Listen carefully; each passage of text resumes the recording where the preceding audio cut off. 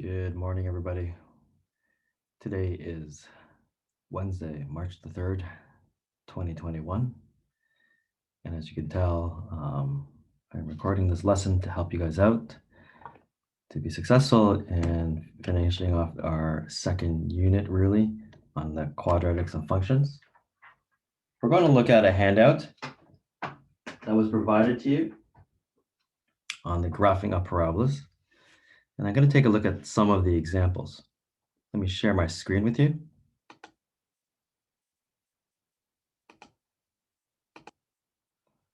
Again, this is on the graphing of quadratic functions. The referred files or chapters are from chapters 3. And hopefully you can all see this on the recording. And you should all have this. And what I'm going to be doing today for this recording is take a look at example 1, example 3, and example 4a. So if you need to pause the video, please feel free to. Now, I decided not to write on this PDF, and so I'm going to switch over to a Word document.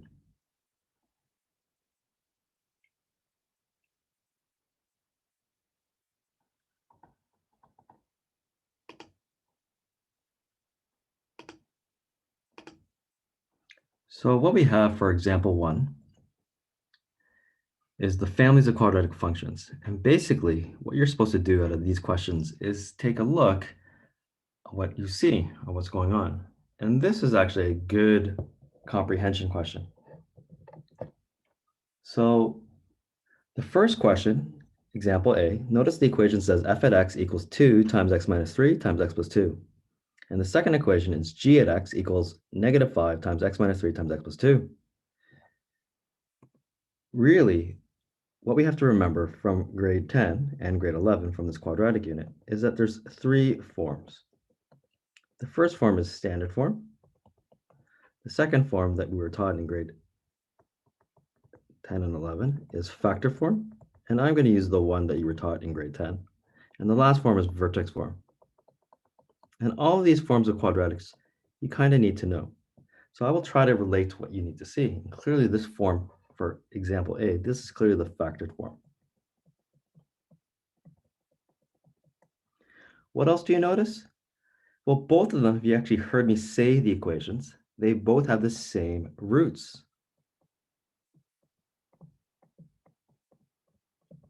Specifically, what are the roots? The first root is x equals 3, and the second root is x equals negative 2. Some students need to visualize this, so we'll use red to indicate this first function, and I'm just going to do the sketch down below. Hopefully I have enough room.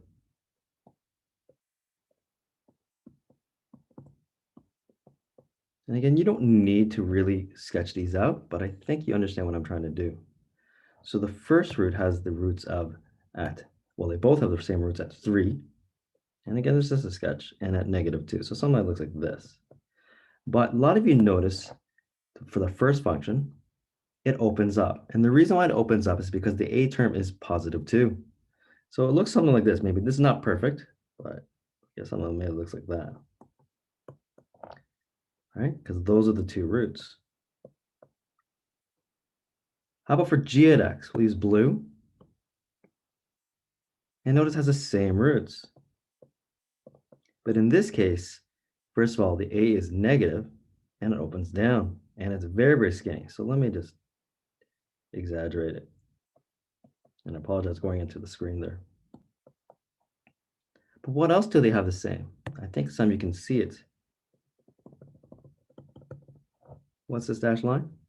They also have the same axis of symmetry. Right? And again, what is the axis symmetry equation? A lot of you remember this from, if you know the two roots, and let's fix up my t there. It is the two roots divided by 2. It's the average. Let's keep on going. Let's take a look at question B. Question B says m at x equals 10 times x minus 1 squared plus 4. N at x equals negative 3x minus 1 squared plus 4. I think everyone agrees that this form is vertex form. because it looks like the one on the right at the top of our screen. So they have the same vertex.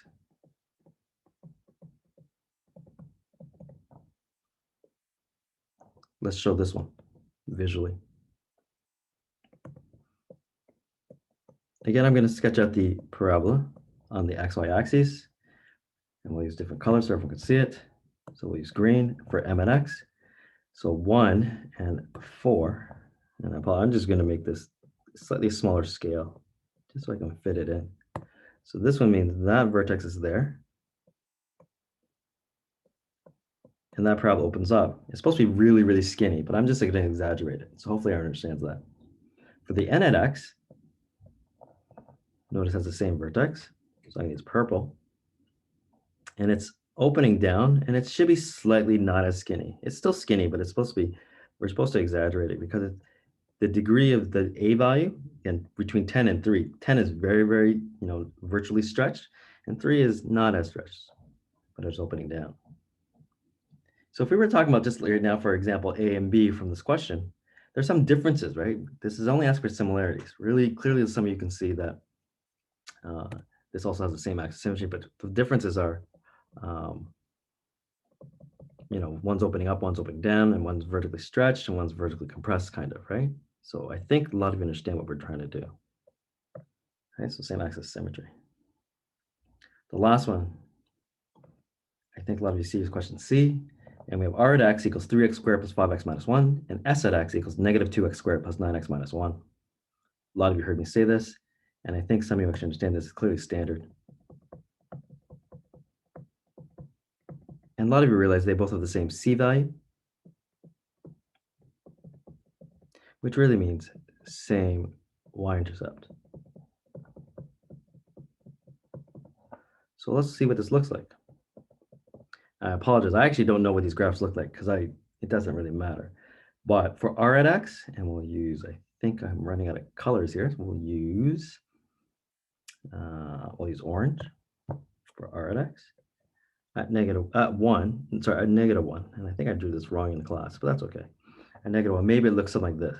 I could be wrong, so I don't know.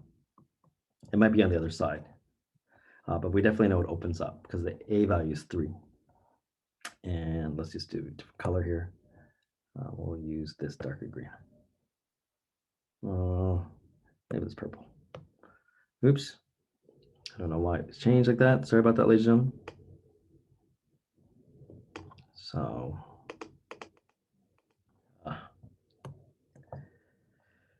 something like this. So it could be like this, right? Again, I don't know.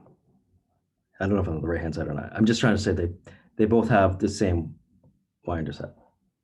And I could be wrong.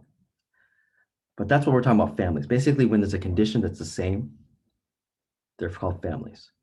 Okay, and this is just kind of neat to make sure you could do it. Notice again, these are just sketches.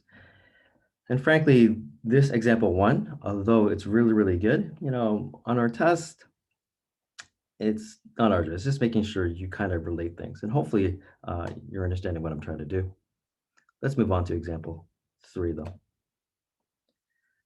And again, hopefully you'll have it easier on your screen or at home.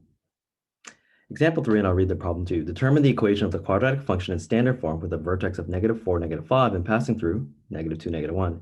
Use the information to show a diagram and determine the domain and range. So there's a couple things going on with this question, right? They want to find the equation in standard form. So standard form, of course, is this. Right, ladies and gentlemen?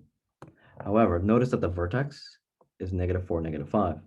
So we're going to probably use vertex form. So I'm just writing this out just to help everyone out. And again, I'm just using it as a teaching tool. By all means, I think some of you would like to just start answering this question. So let's start, even though I know there's some things that some of you might want to ask. So I'm going to start with y equals a. And then I think a lot of you know what I'm going to do. And if you need to pause the video, please feel free to. Some of you already know what I'm doing. So maybe I'll be a bit more clear. So some people, when they use the vertex form, because that's probably the attempt. A lot of students don't know what I'm going to probably do. The -4 is our x coordinate, or our h. And so what we actually have to write in the brackets is x plus 4. Now, if you need to pause and understand why it's going on, you might want to work backwards as soon as I give the answer. Because notice what I'm doing. I am changing for you what you're seeing. So this is our h and k. And it kind of makes sense. Given this vertex form, again, I don't know what a is, y equals a times x plus 4 squared minus 5. The coordinates of the vertex would be -4, -5. And again, I just don't know if it opens up or opens down. And some of you are slowly understanding that a lot of these questions, when we ask them, they're really asking you to first find what a is. And so even though we're really trying to find the equation in standard form, a lot of you realize they actually gave us a point that I pass it through. So not the y-intercept, not another root, just another point that lies on this parabola. And so the -2, -1, I think a lot of you know the -2 is our x. And maybe I should use a different color. And the -1 is our y. And I think some of you can see what I wrote in the first line, and I'll put a 1 here so people can see, is that I'm going to replace the y with -1, and I'm going to replace the x with that -2. I'm going to keep everything the same though, so hopefully everyone's seeing this. I'm just trying to keep the colors so it's a little easier to follow. You don't have to use colors, but I think for teaching purposes, I think some people know what I'm substituting in. And notice that this line, the second line here, now there's only an A. So if you need to pause the video just to take a look or make it look at your handwriting, hopefully it would make sense. But let's move on. I think a lot of you know in blue that you see we need to find that A. So let's just go slow.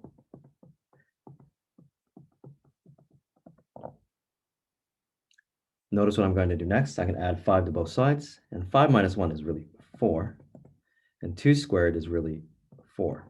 So 4 equals 4a, and therefore a is equal to 1. What does this really mean?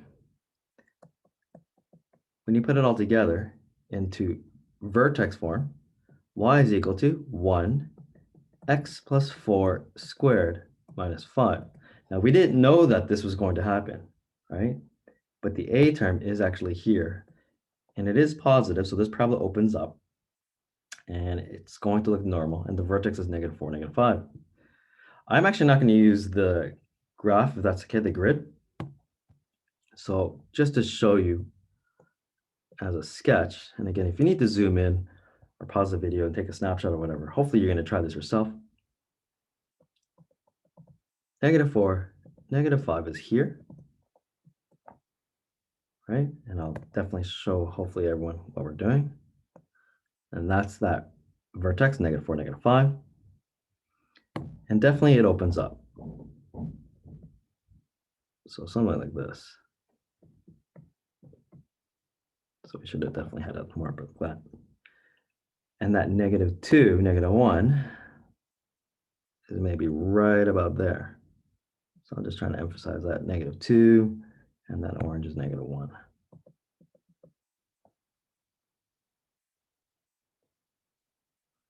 Okay, hopefully that made sense. You don't have to do that. And clearly, again, a lot of you can tell that eventually, again, I don't know where it goes. Oops, I didn't draw that very well. But obviously, it's going to have eventually a y-intercept, right? It's just going to be off the screen. Finally, example 4. Example 4 is the classic question. And notice this question says, determine the equation of the quadratic function in standard form given the parabolas. Determine the domain and range. Now, hopefully, maybe I'll go back in a second. Did I answer the question here, the second part? I did not do the domain and range. So let's do that question really quickly.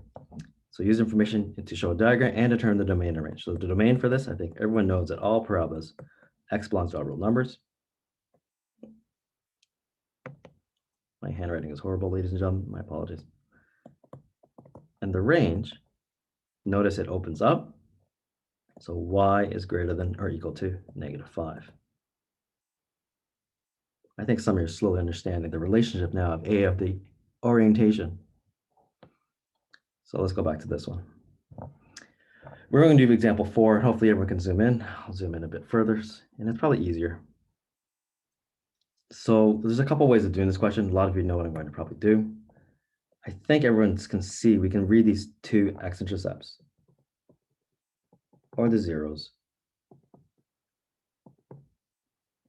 I don't like putting comma because I think some people think it's an ordered pair. And there's also these ones. Now I am changing up the colors, so I apologize.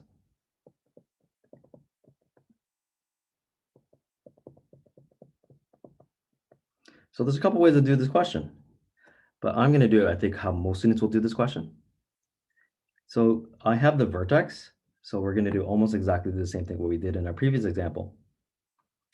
So let's just start off with y equals a times x minus h squared plus k. Let's sub in the vertex first. I like going this slowly. Some of you just start jumping right away, which is great. And again, watch what I'm doing. Minus 1, minus 18. And it doesn't really matter which point we're going to use, right? Because this point is really the coordinates -2 and 0. And this point is really the point 4, 0. And a lot of you realize what I'm doing. That's like our x, and that's like our y. But I encourage you, ladies and gentlemen, it doesn't matter which one you choose, just choose one of the points. Because in our equation, all we have is an x, a y, and an a. And again, what we're trying to do is to really find that a value. So just pause the video if you want to try. But to move on, I think I'm going to use that -2, 0, even though I wrote 4, 0 there. We'll use the blue and yellow to emphasize it. So we're going to sub in -2, 0. So watch what I'm going to do. 0 is equal to a.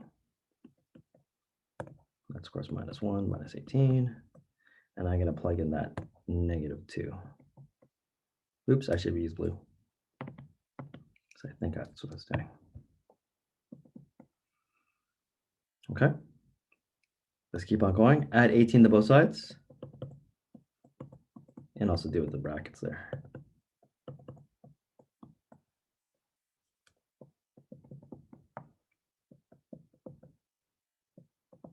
So what does that mean?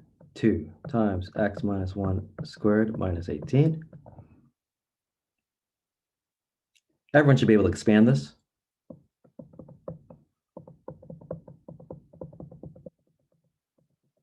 Student asked me earlier, how did I get that? So one more time, some students really still don't know that x minus 1 squared is called a perfect square. A perfect square looks like this particular pattern. Square the first term, square the last term, and double the 2. Still don't believe me?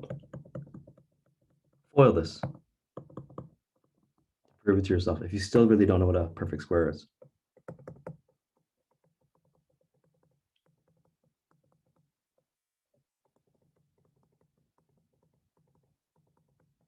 Notice what we get. Y equals 2x squared minus 4x minus 16. What's interesting about this, hopefully everyone's following along. Let me just zoom out so people can see it.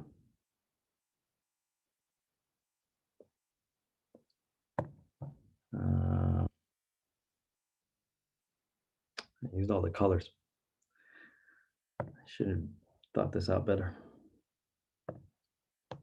This -16 is the y-intercept, and that's there.